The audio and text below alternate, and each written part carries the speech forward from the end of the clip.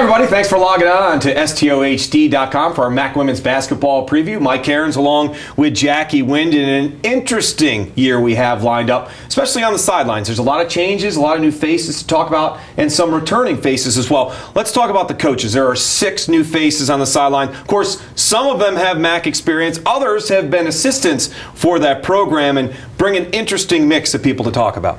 It certainly does, and you talk about new faces but old roots in many ways. Coach Sally over there at Ball State, who had been at Kent State previously and as an assistant. Shane Klipfel, who had been at Western Michigan, actually received Coach of the Year votes back in 06-07 as he filled in for Susie Merchant as she was on maternity leave. So some old blood, but in many ways some returning blood to the conference. Yeah, Jennifer Ruse, longtime assistant for Kurt Miller, goes to Indiana. Tori Verity becomes the first male women's head basketball coach at Eastern Michigan. But with coaching changes also bring coaching styles, and in styles offensively and defensively, that's going to be the most interesting thing to really watch for. It will, because as you've mentioned too, we've had some veteran players, still in the mix for a lot of these teams, and with some new coaches, some new styles, it'll be interesting to see how they kind of mix and merge as the season progresses and what type of progress they show throughout MAC play. A lot of returning players, but with every year, of course, comes new faces, and we've got some freshmen for you to watch on the MAC landscape this year. And really, you've got some scorers, you got some great defensive players, and I think